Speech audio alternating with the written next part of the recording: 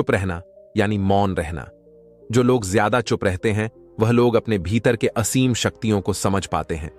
गौतम बुद्ध के अनुसार मौन की शक्ति इतनी ज्यादा है कि वह हमारे अंदर के सारे तनाव, सारी की सारी चिंता और भय को खत्म कर देता है और लोगों के बीच हमें एक होशियार और आकर्षित मनुष्य बना देता है। एक बार गौतम बुद्ध अपने आश्रम में अपने सभी शिष्यों को शिक्षा दे रहे थे कि दुनिया की सबसे तेज झुर्री हमारी जबान है और दुनिया के सबसे खतरनाक हथियार हमारे शब्द है, जो बिना किसी का खून बहाए लोगों को अंदर ही अंदर मार सकते हैं। हमारे शब्द हमारी ताकत हो सकते हैं उसी के साथ, लेकिन यह हमारी सबसे बड़ी कमजोरी भी हो सकते हैं अगर हमें नहीं पता कि कब, कहां और क्या और कितना बोलना है। यदि हम सही समय पर सही इरादे के साथ सही शब्दों का प्रयोग करते हैं तो यह हमें एक सफल व्यक्ति बनाता है, लेकिन अगर हम सही समय पर सही इरादे से सही शब्दों का इस्तेमाल नहीं करते तो यह हमारे जीवन को नर्क से बदतर बना सकता है। तो दोस्तों, आज की स्टोरी के माध्यम से मैं आपको बताने वाला हूं कि चुप रहकर कैसे हम अपने जीवन को बदल सकते हैं। आपको चुप रहने की शक्ति का एहसास इस वीडियो में होने वाला है। तो चलिए ये कहानी शुरू करते हैं। प्राचीन समय की बात है। जापान में एक बहुत ही प्रसिद्ध बौद्ध भिक्षु रहा करते थे। उनका नाम रिसाई था। रिसाई अकेले रहते थे। दुनिया के शोर शराबा से दूर जंगल में वो रहते थे और वह बड़े ही ध्यानी और प्रभु भक्ति व्यक्ति थे, इसीलिए वह पूरे जापान में बहुत अधिक प्रसिद्ध थे। एक दिन एक राजकुमार रिसाई के पास आया और बोला, हे प्रिय भिक्षु, मैं हमेशा थका हुआ और निराशा और परेशान महसूस करता हूं। मेरा मन बहुत परेशान रहता है। हालांकि मेरे पास सब कुछ है, दौलत, शोहरत, सुख सुविधा जो हर व्यक्ति चाहता है या पाने की इच्छा करता है, लेकिन फिर भी मेरे अंदर इतनी अशांति और चिंता क्यों है? रिसाई ने उसकी बात बहुत ही ध्यानपूर्वक सुनी और कुछ सोचने के बाद कहा, तुम इस प्रश्न का उत्तर जानते हो? तुमने कभी इस प्रश्न को हल करने की कोशिश नहीं की है? रिसाई ने आगे कहा, मैं एक रिसर्च करना चाहता हूं, क्या तुम मेरा साथ उसमें दोगे? इस रिसर्च के बाद तुम्हारे जीवन में किसी भी तरह की अशांति और चिंता नहीं रहेगी। ये बातें सुनकर राजकुमार बहुत हैरान था। उसने रिसाई से कहा, बताइए मुझे क्या करना होगा? अपने मन की शांति के लिए मैं कुछ भी करने को तैयार हूं। राजकुमार की इन्हीं बातों को सुनकर भिक्षु ने कहा, तो फिर आप अगले 15 दिनों के लिए मेरे आश्रम में रहोगे और एक सामान्य व्यक्ति की तरह अपना जीवन व्यक्तित्व करोगे और इन 15 दिनों में तुम अकेले और चुपचाप रहोगे, जितना हो सके कम बोलोगे। राजकुमार उस भिक्षु की बातें सुनकर सहमत हो गया। पहले दिन राजकुमार को लगा कि उसका मन सामान्य से अधिक परेशान और विचलित है। उसके मन में तरह तरह के विचार आ रहे थे और वह आम लोगों की तरह जीवन जीने में असहज महसूस कर रहा था। उसे अंदर से बोलने की इच्छा हो रही थी, लेकिन वह चुपचाप रहा। उसके मुंह से एक भी शब्द नहीं निकला, बस मन मारकर चुपचाप बैठा रहता। लेकिन रात होते होते उसके अंदर ही अंदर शांति का अनुभव होने लगा। उसके लिए यह अनुभव अजीब था। वह खुद से पूछ रहा था कि वह अंदर ही अंदर इतना खुश क्यों है और उसकी आंतरिक बेचैनी और उसकी चिंता कम क्यों होने लगी है। अगले दिन राजकुमार अकेला चुपचाप बैठा रहा और वह प्रकृति को निहार रहा था। वह पौधों को, फूलों को, आकाश में उड़ रहे पक्षियों को, वह अपने जीवन में पहली बार यह अद्भुत दृश्य महसूस कर रहा था कि उसके पास कितनी सुंदरता है। वह दिन भर प्रकृति की सुंदरता को निहारता रहता और उसकी ताजगी को महसूस करता रहता। इसी तरह से 10 दिन हुए और उसके मन की सारी बेचैनी, सारी हलचल, सारी उथल पुथल और सारा तनाव गायब हो गया।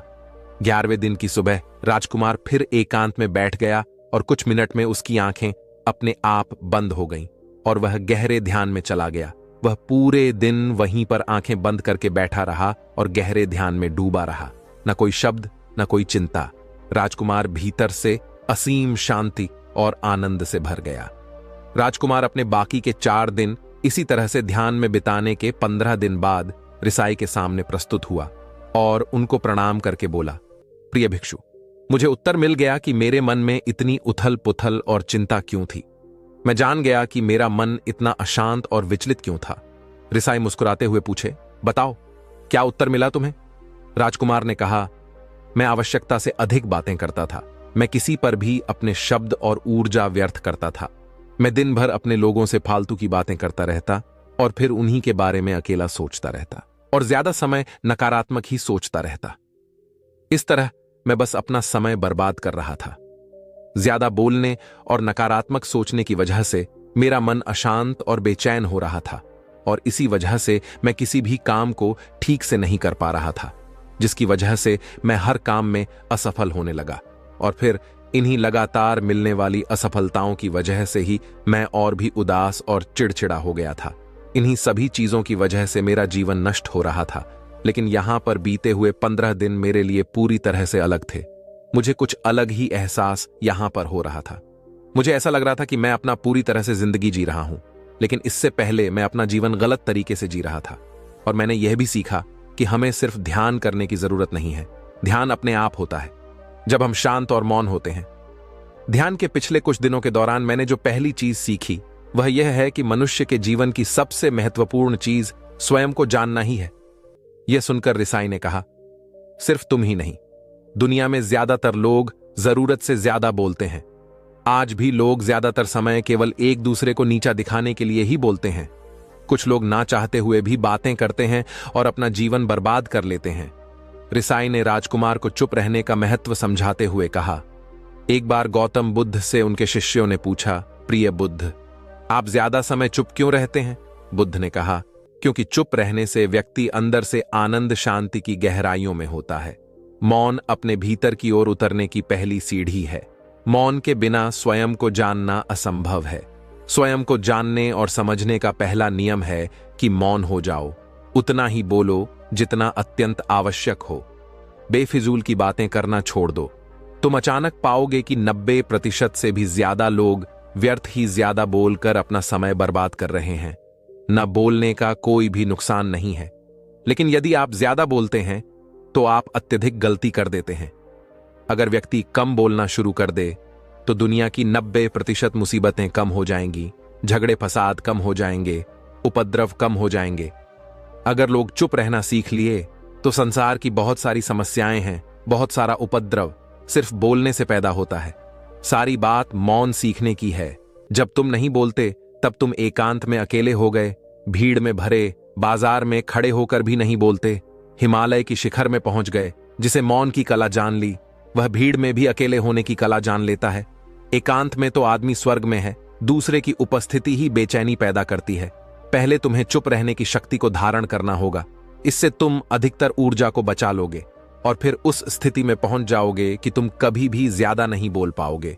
अगर तुम किसी की यहां पर जा रहे हो और परेशान हो जाओ तो ऐसे में उचित है कि आंखें बंद कर लो और अपने में खो जाओ।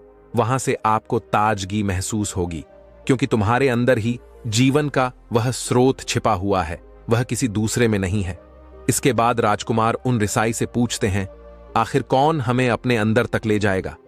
यह बातें सुनकर रिसाई कहते हैं, तुम्हें स्वयं ही अपने अंदर उतरना होगा और वहीं से परम राज्य जीवन का आनंद ले पाओगे। आनंद का यही से जन्म हुआ है, यहीं से तुम मौत में डूब जाओगे, यही तुम्हारा सूरज उदय होगा और यहीं से अस्त होगा। इसी प्रकार तुम बार बार चुटकी लगाओ। जब भी तुम चुटकी लगाकर वहां से लौटोगे तो पाओगे कि फिर तुम्हारे जीवन में एक ताजगी भरी नई संपदा मिली है और इस नई शक्ति के जन्म होने से तुम्हारी थकान चली जाएगी, उदासी चली जाएगी और चिंता चली जाएगी। जैसे कोई स्नान करके लौटता है तो शरीर शीतल हो जाता है, शांत हो जाता है, ऐसे ही जब भीतर से साफ होकर वापस आता है, मौन में स्नान करके लौटता है, तो समस्त अस्तित्व व्यक्तित्व शांत और मौन हो जाता है, आनंदित हो जाता है। जब तुम आंतरिक मौन की उस पराकाष्ठा पर पहुंच जाओगे तब तुम पाओगे कि बोलने से भी तुम्हारा मौन खंडित नहीं होता, वह बना ही रहता है। उसकी एक अंतर्धारा लगातार तुम्हारे भीतर बहती रहती है। तुम बोलते हो, तुम शब्दों का उपयोग भी करते हो, लेकिन वह तुम्हारे मन को खंडित नहीं कर पाती। एक बार गहरी मौन में स्थिर हो जाओ, फिर तुम्हारी वाणी में भी मिठास आ जाएगी। तुम्हारा बोलना संगीतपूर्ण होगा, तुम्हारा बोलना सत्य होगा। तुम बोलोगे तो दूसरों पर भी शीतलता छा जाएगी। जैसे ही तुम अंदर से चुप होते हो, तुम इतने शक्तिशाली होने लगते हो कि समाज के निर्भरता तुम छोड़ने लगते हो और तुम्हारे जीवन में एक मस्ती आती है जो कि केवल दीवानों के जीवन में होती है। तुम्हारे चेहरे पर एक नई रौनक आ जाती है, तुम्हारी आंखें किसी अमृत के समान हो जाती हैं और तुम अनंत शांति के समुद्र में डूबने लगते हो। इतना कहकर भिक्षु रिसाई ने अपनी बात खत्म की और वह मौन में चले गए। राजकुमार उनका धन्यवाद करके अपने महल में चला गया। दोस्तों, आपने भी अनुभव किया होगा कि बहुत ज्यादा बात करने से दिमाग अशांत हो जाता है, जिससे हम अपने दिमाग पर नियंत्रण खो देते हैं और साथ ही अपना ध्यान भी खो देते हैं। जो लोग बहुत ज्यादा बोलते हैं उनके पास किसी एक काम पर ध्यान केंद्रित करने की काबिलियत नहीं होती। वह अपने किसी भी लक्ष्य पर पूरी तरह से ध्यान केंद्रित नहीं कर पाते। अगर हमारा दिमाग एक जगह केंद्रित नहीं है तो हम जीवन की सच्चाई नहीं समझ पाते और ना ही मनचाही सफलता कभी हासिल कर पाएंगे। इसके अलावा भी आपने देखा होगा कि जो लोग अधिक बोलते हैं वह अक्सर लोगों के बीच हंसी का पात्र बन जाते हैं, और जो लोग कम बोलते हैं और अपनी बात पर कायम रहते हैं उन्हें लोगों से सम्मान मिलता है। लोग उनकी बातों को सुनते हैं और उन पर भरोसा भी करते हैं। जो लोग जरूर से अधिक बोलते हैं और अपने विचारों के बारे में पक्के नहीं होते, उनका दिमाग स्थिर और विचलित रहता है, शोर से भरा रहता है, और एक अशांत दिमाग वाला व्यक्ति जीवन में किसी भी चीज में सफल नहीं हो पाता, क्योंकि वह किसी भी काम में फोकस नहीं कर पाता। यदि किसी व्यक्ति को यह पता है कि उसे कब, कहां और क्या बोलना है, तो वहां व्यक्ति सच में बहुत बुद्धिमान है, और ऐसा व्यक्ति जहां भी जाता है उसका व्यक्तित्व आकर्षक का केंद्र बन जाता है, और वह जो कुछ भी करता है उसमें बहुत शक्ति होती है। दोस्तों, ये कहानी तो कुछ भी नहीं है। आप ये कहानी सुनकर आपने यह तो जान लिया कि हमें चुप रहना क्यों जरूरी है, लेकिन आप हमारी इसी वीडियो की अगली कहानी में जानेंगे कि हमें कौन कौन सी जगहों पर चुप रहना चाहिए। तो चलिए ये कहानी शुरू करते हैं। आश्रम के सभी शिष्य जब कामों में लगे होते थे तो एक शिष्य कोने में बैठा चुपचाप अपने आप में खोया रहता था। वह अक्सर किसी से ज्यादा बात नहीं करता था। आश्रम की सभी जिम्मेदारियां पूरी करने के बाद जहां सभी शिष्य पूरे दिन की घटनाओं की चर्चा करने लगते हैं, वहीं पर वह शांत रहने वाला बच्चा एक बरगद के पेड़ के नीचे बैठकर ध्यान करने लगता। सभी बच्चों को आश्चर्य होता था, क्योंकि उसका कोई दोस्त नहीं था। वह अक्सर आश्रम में अकेला ही घूमता रहता था। यह देखकर उसके गुरु को बड़ी प्रसन्नता होती थी। उसे लगता था कि कोई तो है आश्रम में जो मौन यानी कि चुप रहने की ताकत को समझता है, उसके महत्व को समझता है। आश्रम के बारे में जब भी कोई जरूरी निर्णय लेना होता उसकी राय जरूर लिया करते थे, लेकिन यही बात गुरुजी के एक दूसरे शिष्य को बड़ी खटकती थी, क्योंकि वह गुरुजी का प्रिय शिष्य बनना चाहता था। इसीलिए वह गुरुजी के सामने दूसरे बच्चों के कामों में कुछ ना कुछ कमियां निकालता रहता था, जिससे गुरुजी उसे महान समझने लग जाए। अक्सर वह अपनी जिम्मेदारियां पूरी तरह से निभाने का दिखावा भी करता, चाहे उससे कोई सलाह ना भी मांगे, लेकिन फिर भी वह उन्हें अपनी सलाह देता रहता था। वह बहुत ही बातूनी शिष्य था और आश्रम के दूसरे सभी शिष्यों में बहुत प्रसिद्ध भी था, क्योंकि वह सबसे हंसी मजाक करता रहता था, उनसे दिन भर बातें करता रहता था। इसीलिए उसकी सबसे दोस्ती हो गई थी। लेकिन जब आश्रम के गुरु उसकी राय ना लेकर दूसरे शिष्यों की राय लेते थे तो यह बात उसे बड़ी खटकती थी। उसे यह लगता था कि वह उस दूसरे शिष्यों से ज्यादा बुद्धिमान है, लेकिन गुरुजी फिर भी उसकी तरफदारी करते हैं। ऐसा नहीं था कि गुरुजी को बातूनी शिष्य के स्वभाव के बारे में पता नहीं था, लेकिन गुरुजी उसे अपने तरीके से सीख देना चाहते थे, ताकि कि ज्यादा बोलने की आदत, दिखावा करने की आदत, दूसरों में कमियां निकालने की आदत हमेशा हमेशा के लिए खत्म हो जाए और वह मौन रहकर ध्यान की गहराइयों को छुपाए। असल में हर सच्चे गुरु की यही इच्छा होती है। वह किसी तरीके से उस बातूनी शिष्य को एहसास कराना चाहते थे कि चुप रहने से ही उसे असीम सत्य को जाना जा सकता है। उस विराट का एहसास चुप होकर ही किया जा सकता है। एक दिन गुरुजी को एक तरीका सूझा। उन्होंने आश्रम के सभी बच्चों को अपने पास बुलाया और कहा कि मैं तुम सभी को 2-2 हिस्सों में बांटकर अलग अलग गांवों में भिक्षा मांगने के लिए भेज रहा हूं, और जो भी 2 बच्चे सबसे ज्यादा भिक्षा मांग कर लाएंगे उन दोनों को आश्रम की सभी जिम्मेदारियां निभाने का मौका दिया जाएगा। अपनी बात जारी रखते हुए गुरुजी ने बताया कि भिक्षा मांगने से हमारा अहंकार खत्म होता है, इसीलिए हर शिष्य पूरे मन से भिक्षा मांगे। कोई भी इस काम को औपचारिकता में ना ले, वरना तो वह अपने जीवन का बहुत बड़ा ज्ञान खो देंगे। आश्रम के गुरुजी ने जानबूझकर बातूनी शिष्य और चुप रहने वाले शिष्य की जोड़ी बना दी। बातूनी शिष्य के मन में सिर्फ एक ही बात चल रही थी कि इस बार उसे मौका मिला है और इस बार वह गुरुजी को दिखा देगा कि वह चुप रहने वाले शिष्य से कितना ज्यादा प्रतिभावान है। दोनों शिष्यों ने आपस में अपनी सहमति से निर्णय लिया कि दोनों गांव के अलग अलग जगह से भिक्षा मांगना शुरू करेंगे ताकि भिक्षा मांगने का काम जल्दी खत्म किया जा सके। चुप रहने वाला शिष्य हर द्वार पर जाकर अपने हाथ जोड़कर अपना भिक्षा का पात्र उनके सामने कर देता। उसके चेहरे पर एक सादगी और उसकी आंखों में एक एकांत होता था, जिससे भिक्षा देने वाले उसे भिक्षा देकर अपने आप को अनुग्रहित समझते थे। वहीं पर दूसरा बातूनी शिष्य हर द्वार पर जाकर उनको कुछ ना कुछ ज्ञान देने लगता था, जिससे ज्यादातर लोग उसे बिना भिक्षा दिए ही लौटा देते थे।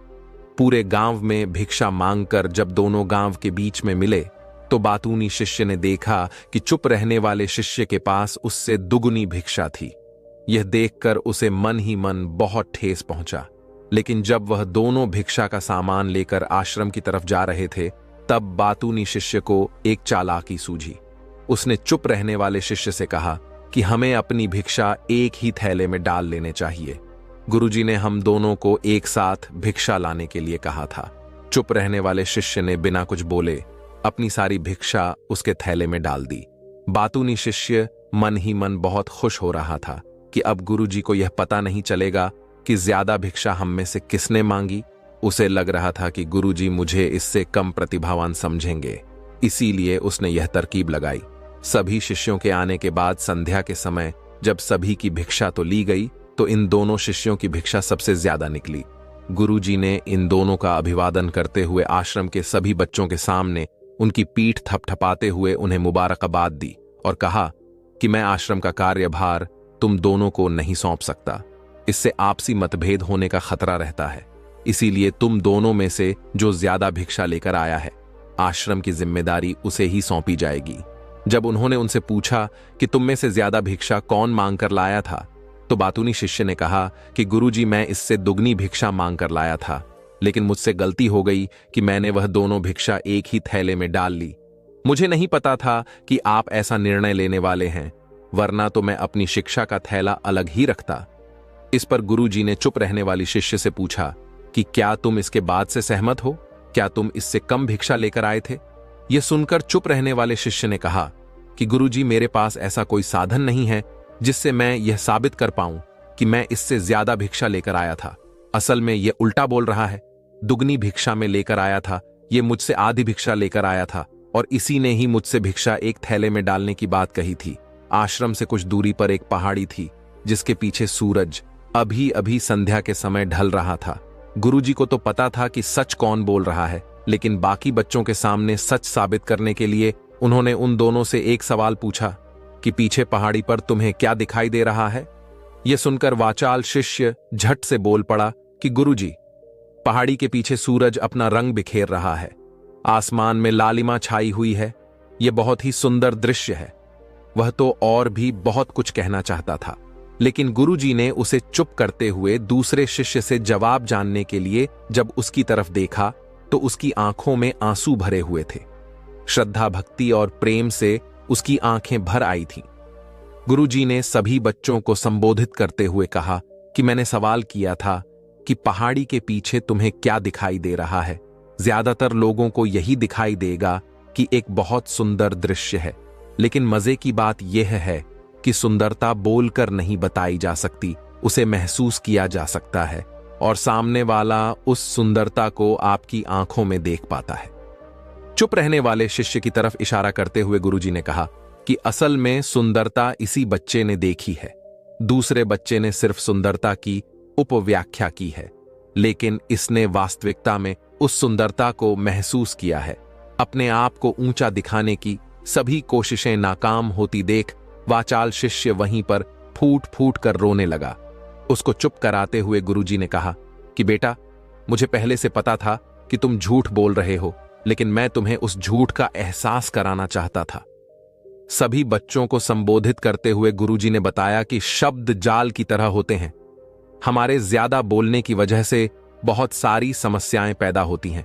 जब कोई आदमी एक बात को बढ़ा चढ़ाकर बोल देता है तो उसे सिद्ध करने के लिए वह शब्दों के जाल में फंसता चला जाता है और इसी वजह से अंतर्मुखी होने की बजाय वह बहिर्मुखी होता चला जाता है।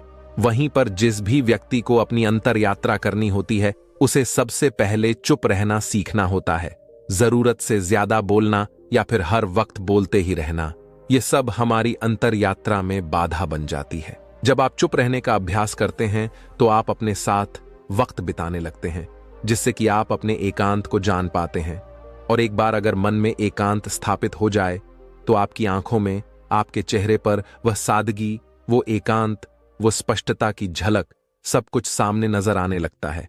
कुछ साबित करने को नहीं रह जाता, कुछ बताने को नहीं रह जाता, सब कुछ आंखों में देखा जा सकता है।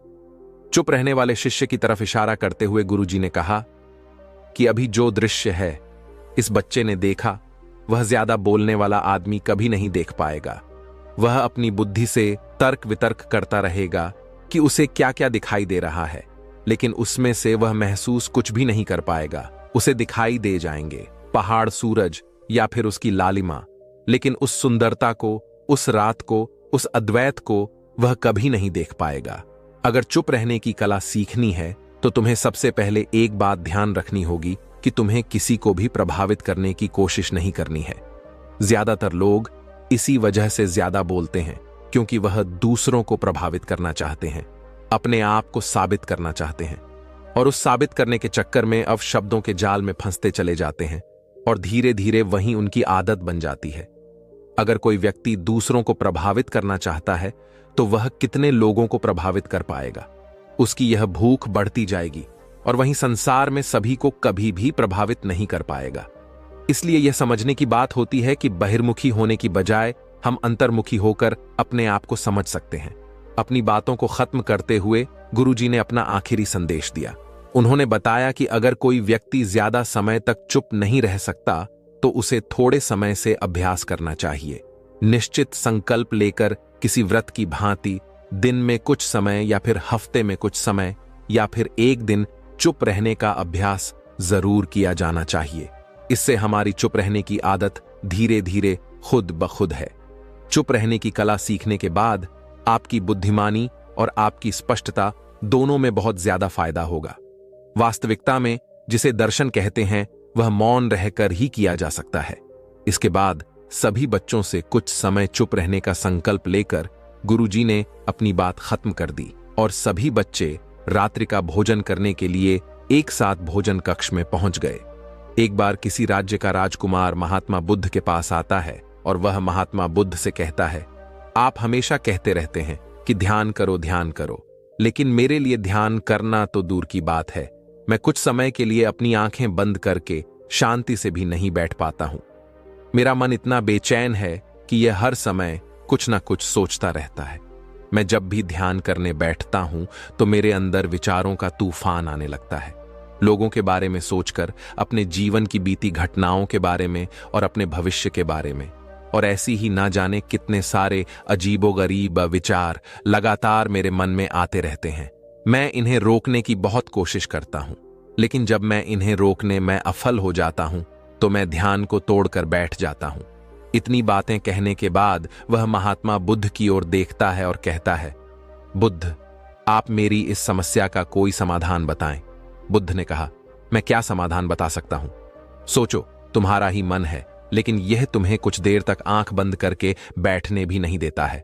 कितना आजाद कर रखा है तुमने इसे। राजकुमार ने कहा, बुद्ध, मैंने बहुत सोचा, लेकिन मुझे अपनी इस समस्या का कोई समाधान समझ नहीं मिला, इसलिए मैं आपकी शरण में आया हूं। अब आप ही कोई रास्ता दिखाए। बुद्ध ने कुछ देर तक राजकुमार के चेहरे की तरफ बड़े ध्यान से देखा और फिर कहा, ठीक है, तुम यह 4 आदतें छोड़ दो और फिर तुम्हारा मन लगने लगेगा। राजकुमार पूरे ध्यान लगाकर बुद्ध की बातें सुनने लगा। बुद्ध ने कहा, तुम और तुम्हारे जैसे ज्यादातर लोग यही गलती कर रहे हैं कि वह दूसरों की मन की बातों को पढ़ने का प्रयास कर रहे हैं कि अच्छा, सामने वाला मेरे बारे में ऐसा सोच रहा है, और यही एक आदत तुम्हें सबसे ज्यादा बेचैन और परेशान कर रही है। ज्यादातर उत्सवों पर लोग दूसरों के मन की बातों को गलत और नकारात्मक तरीके से ही पढ़ते हैं, जैसे कि लोग अक्सर सोचते हैं कि दूसरे लोग उनकी तरक्की से जलते हैं, उसे नीचा दिखाना चाहते हैं, उसे पसंद नहीं करते, उसकी मदद नहीं करना चाहते, और ऐसी ही ना जाने कितनी सारी नकारात्मक बातें यह लोग दूसरों के प्रति अपने अंदर बैठा लेते हैं। फिर उनके बारे में ही सोचते रहते हैं, उनसे बदला लेने के तरीके सोचते रहते हैं, उन्हें नीचा दिखाने के मौके ढूंढते रहते हैं, और दूसरों के प्रति यही नकारात्मक सोच इन्हें दुखी करती है, और फिर यह लोग बेचैनी महसूस करते हैं। इसीलिए दूसरे लोग क्या सोच रहे हैं, इसका अनुमान लगाना बंद करो। दूसरे लोगों के विचारों को पढ़ने की कोशिश करना बंद करो। अगर पढ़ना ही है तो खुद के विचारों को पढ़ना शुरू करो कि तुम्हारे अंदर क्या चल रहा है। कहीं तुम नकारात्मक सोच, शिकायत या बुराई करने जैसी आदतों के शिकार तो नहीं हो रहे हो। बुद्ध ने कहा, लोगों को असफलता पर हंसना तो लोगों का धर्म है, क्योंकि अगर तुम सफल हो जाते तो यही तो वह लोग हैं जो तुम्हारी तारीफ करते, तुम्हें सम्मान देते, तुम पर गर्व करते। अगर तुम अपनी सफल होने पर दूसरों से तारीफ की उम्मीद करते हो तो अपनी असफलता पर उनके हंसने से तुम्हें दुखी नहीं होना चाहिए। और समस्या ही यही है कि हम इंसान असफलता को बुरा मानते हैं, जबकि असफल होना सफल होने से भी ज्यादा जरूरी है, क्योंकि बिना असफल हुए सफल इंसान के अंदर घमंड और दूसरों को खुद से छोटा समझने की भावना पैदा करती है, जबकि असफलता हमें विनम्र रहना, धैर्य रखना और लगातार प्रयास करना सिखाती है। इसलिए असफलता को बुरा मत समझो, और अगर तुम्हारे काम में असफल होने की संभावना नहीं है तो इसका अर्थ है कि तुमने अपना लक्ष्य अपनी क्षमताओं से छोटा बनाया है। और अगर लोग तुम पर हंस नहीं रहे, तुम्हें ताने नहीं मार रहे हैं, तुम्हारी बुराई नहीं कर रहे हैं, तो तुम अंदर से मरे हुए हो। तुम अपने मानसिक सीमाओं से बाहर जाकर कुछ नया करने का प्रयास नहीं कर रहे हो, क्योंकि असफल भी वही होता है जो कुछ नया करने का प्रयास करता है। और एक बात हमेशा याद रखना, अगर तुम्हारे अंदर असफल होने का साहस नहीं है तो तुम कभी भी बड़ा लक्ष्य हासिल नहीं कर सकते जो तुम करना चाहते हो। इसलिए असफल होने और लोगों के हंसने से डरना बंद कर दो। बुद्ध ने आगे कहा, लोगों को लगता है कि वह समय को काट रहे हैं, लेकिन असल में समय हर बार उन्हें काट रहा है। लोगों के द्वारा समय को व्यर्थ के कामों में बर्बाद करने का केवल एक ही कारण है, और वह यह है कि उन्हें लगता है कि उनके पास बहुत समय है, जबकि सच्चाई यह नहीं है, क्योंकि उनसे पहले वाले लोगों को भी यही लगता था कि उनके पास बहुत समय है, लेकिन उन्हें पता नहीं चल पाया कि कब समय बीत गया और उनका बुलावा आ गया। और जब तक उन्हें अपनी गलती का एहसास हुआ, तब तक समय उनके हाथ से निकल चुका था। बस पश्चाताप रह गया था कि सारा जीवन व्यर्थ के कामों में बर्बाद कर दिया, और फिर वह चले गए इस दुनिया से बिना खुद को जाने बिना। इस जीवन की सच्चाई को समझे। इसलिए जब तक यह जीवन है, इसे अच्छे कामों में लगाओ, खुद को जानने में, दूसरों की मदद करने में, लोगों को सही राह दिखाने में, मानवता के कल्याण में। और दूसरी बात, समय को बर्बाद करने से आज तक किसी को खुशी नहीं मिली है। हालांकि समय काटने से तुम्हें क्षणिक खुशी तो महसूस हो सकती है, लेकिन जब तुम्हें होश आ है और तुम देखते हो कि कितना सारा समय बर्बाद किया जा चुका है, तब तुम्हें खुद पर क्रोध आता है और तुम पश्चाताप के भाव से भर जाते हो। और फिर यही पश्चाताप का भाव तुम्हारे अंदर तनाव पैदा करता है और तुम बेचैन हो जाते हो और लगातार अपनी उस गलती के बारे में सोचते रहते हो। फिर तुम्हारा किसी भी काम में मन नहीं लगता और तुम उदास रहने लगते हो, और यह चक्र लगातार चलता रहता है, जिसकी शुरुआत हुई थी समय को काटने से। इसलिए समय को काटना बंद करो और वह करना शुरू करो जो जरूरी है। बुद्ध ने कहा, असल में दूसरों से खुद की किसी भी चीज में तुलना करना ही व्यर्थ है। सबकी परिस्थितियां अलग है, सबकी सोच अलग है। और क्या हुआ, अगर दूसरे नहीं कर पाए तो हो सकता है कि तुम ही कर जाओ, क्योंकि अक्सर वही लोग इतिहास रचते हैं जिनसे ज्यादा उम्मीद नहीं होती।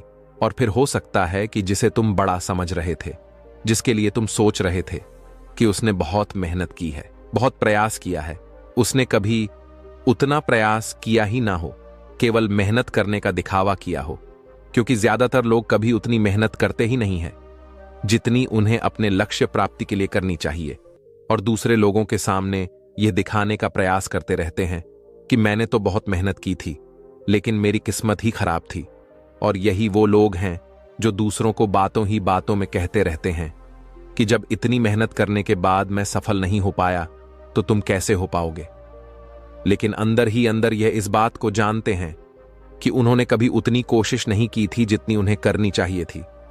ये बस दूसरों की नजरों में अपनी इज्जत बचाने के लिए और इस डर से कि कहीं दूसरा व्यक्ति इनसे आगे ना निकल जाए, ये अपने अधूरे प्रयास से घबराते रहते हैं और दूसरों को डराते रहते हैं कि जब मैं नहीं कर पाया तो तुम कैसे कर पाओगे। इसलिए किसी दूसरे असफल व्यक्ति को देखकर यह सोचना छोड़ दो कि तुम ये सफल हो जाओगे। तुम बस अपना सर्वश्रेष्ठ प्रयास करो और बाकी सब समय पर छोड़ दो। बुद्ध ने आगे कहा, अगर तुमने यह 4 आदतें छोड़ दी तो तुम्हारा मन एकदम शांत हो जाएगा और फिर तुम जहां चाहो वह अपना मन लगा सकते हैं। इतना कहकर बुद्ध मौन हो गई और राजकुमार को भी अब समझ आ चुका था कि उसे क्या करना है। मन ही मन उन 4 आदतों को छोड़ने का निश्चय किया और बुद्धि का धन्यवाद कर वहां से चला गया। दोस्तों, इस कहानी से हमें यह शिक्षा मिलती है कि हमें यह नहीं सोचना चाहिए कि लोग मेरे बारे में क्या सोच रहे हैं। अगर मैं कोई काम करता हूं तो लोग उसे कम को लेकर हंसेंगे। इसके अलावा हमें अपना व्यर्थ ही समय बर्बाद नहीं करना चाहिए। इसके अलावा हमें कभी भी यह नहीं सोचना चाहिए कि अगर किसी व्यक्ति से कोई काम नहीं हो पाया है तो मैं उसे नहीं कर पाऊंगा। अगर दोस्तों आप मेहनत से किसी भी काम को करते हैं तो कोई भी काम छोटा या बड़ा नहीं होता और एक ना एक दिन सफलता अवश्य मिलती है। हरीश की एक पत्नी थी जो बहुत बोलती थी और वह उसके ज्यादा बोलने से बहुत परेशान था। हरीश को पता चला कि जंगल में एक महात्मा आए हुए हैं। वह अपनी पत्नी को उनके पास लेकर जाता है और कहता है कि मुनिवर कृपा करके आप इसे समझाइए, यह बहुत बोलती है। मेरे मना करने के बाद भी इसका दिन भर इसका मुंह चलता ही रहता है। मैं इसे कितना समझाता हूं कि कम बोलाकर चुप रहना सीख, लेकिन नहीं, और हर बार इसकी वजह से लड़ाई होती है।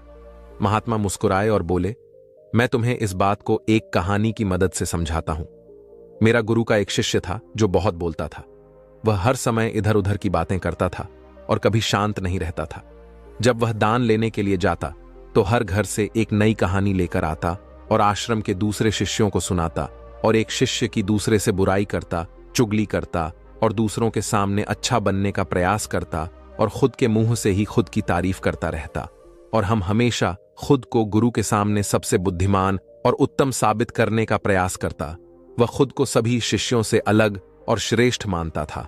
उसका कहना था कि मैं एक अमीर घर का बालक, अगर मैं चाहता तो एक आरामदायक और सुविधाओं से भरा जीवन जी सकता, लेकिन मैं वह सब छोड़ डकर यहां आ गया क्योंकि मुझे खोज करना, खुद को जानना है, जीवन को जानना है।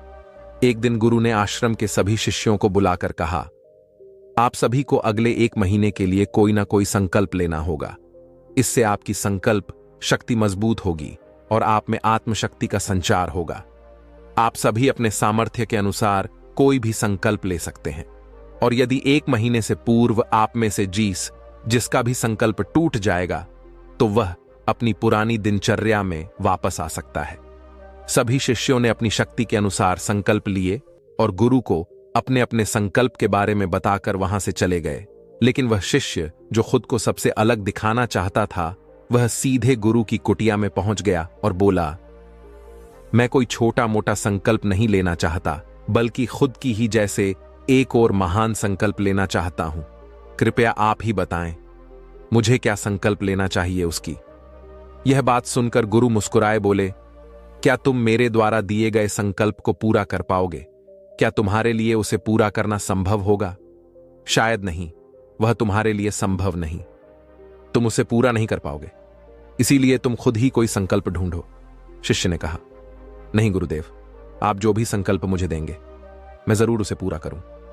गुरु ने कहा, ठीक है, तो तुम अगले 1 महीने तक चुप रहो, मुंह से एक शब्द भी नहीं निकालो, यही है तुम्हारा संकल्प। शिष्य ने कहा, गुरुदेव, यह भी कोई संकल्प है? यह तो बहुत ही आसान है। आप कोई संकल्प दीजिए जो मेरी योग्यता के बराबर हो। गुरु ने कहा, पहले तो तुम इस संकल्प को तो पूरा करके दिखाओ। शिष्य ने गुरु की बात मान ली और वह उसी समय चुप हो गया और पलटकर कुटिया से बाहर चला गया। उसे चुप रहना बहुत आसान लग रहा था। उसने एक दिन तो जैसे तैसे चुप रहकर काट लिया, लेकिन दूसरे दिन से उसके मन में ना बोलने का बोझ बढ़ने लगा, और तीसरे दिन उसे भारीपन महसूस होने लगा, और चौथे दिन उसके अंदर एक अजीब सी बेचैनी होने लगी, क्योंकि आसपास आश्रम के सभी शिष्य एक दूसरे से बातें कर रहे थे।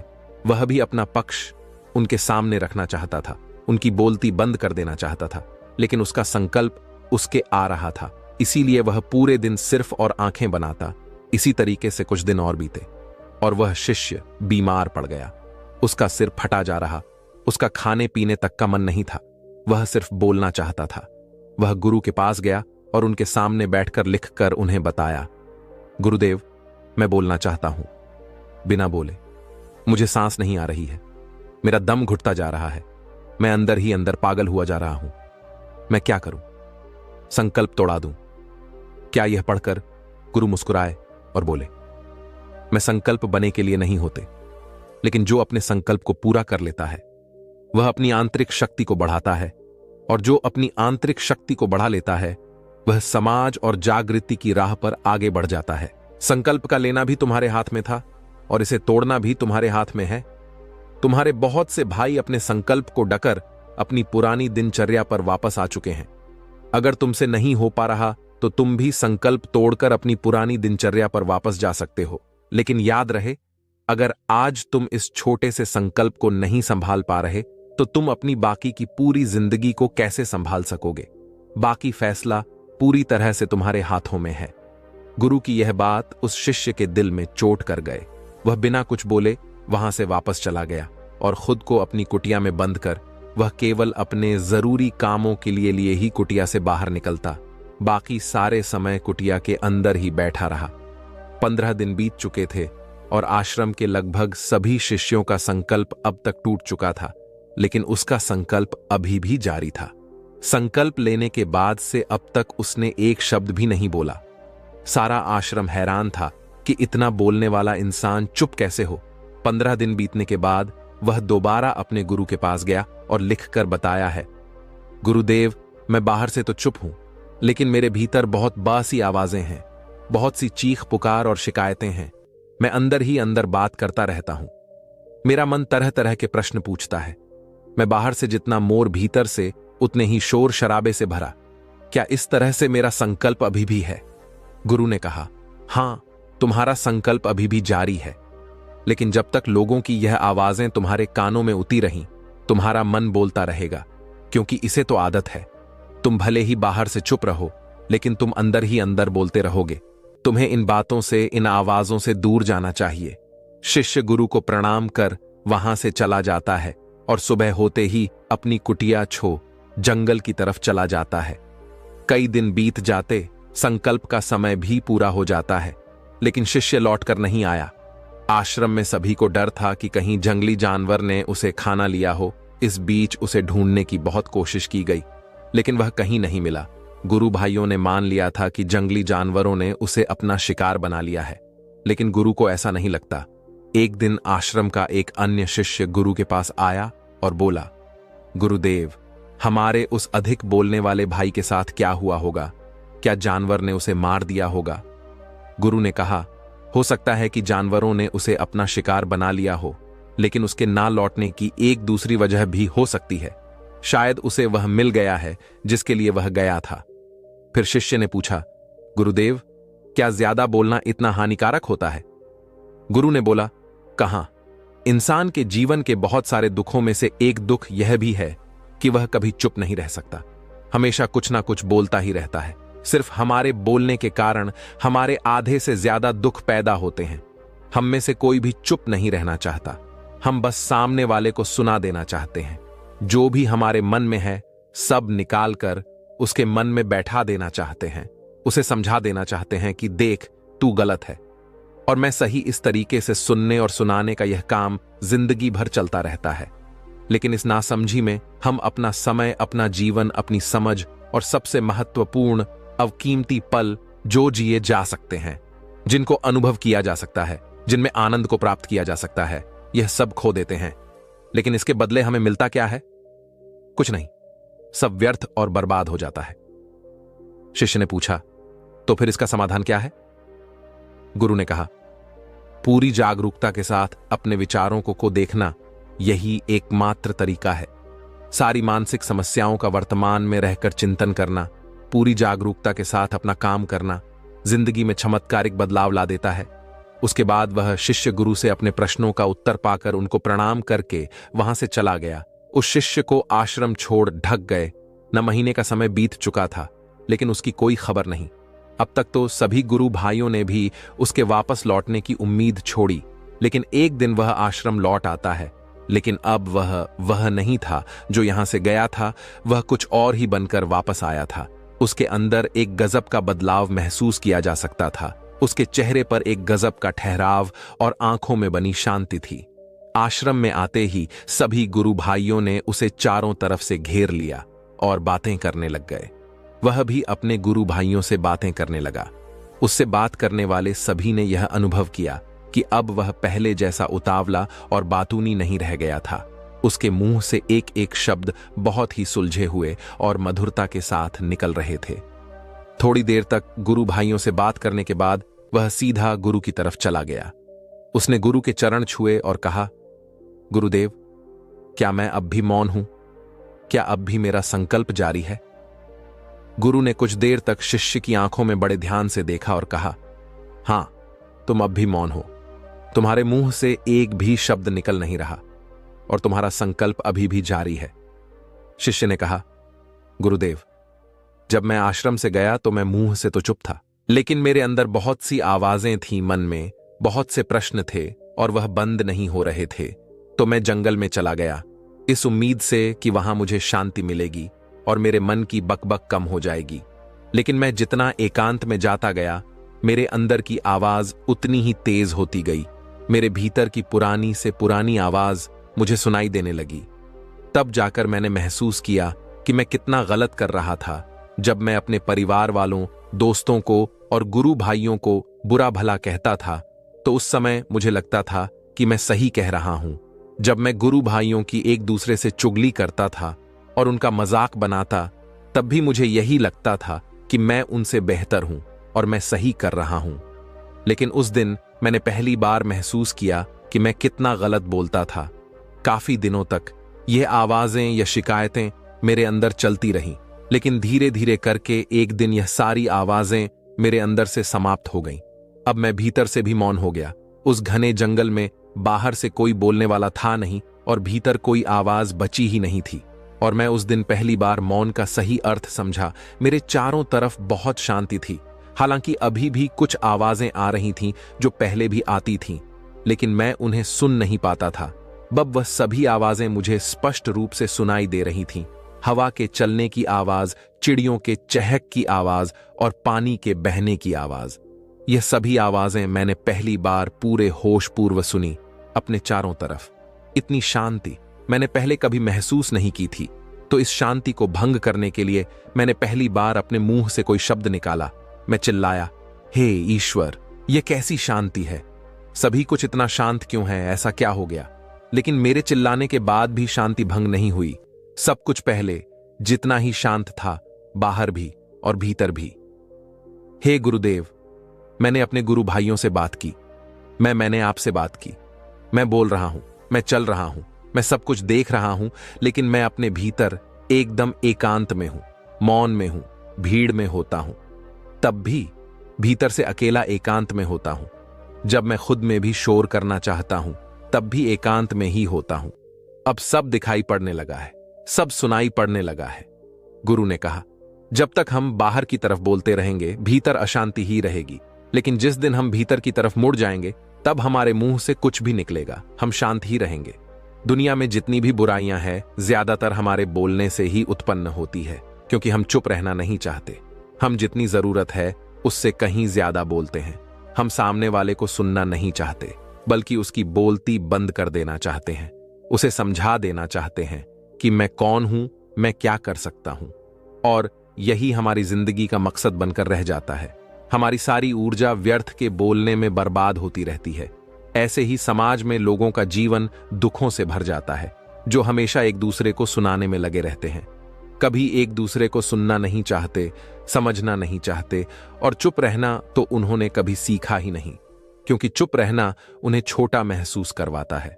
दुनिया की सभी लड़ाइयां का कारण हमारा बोलना ही है।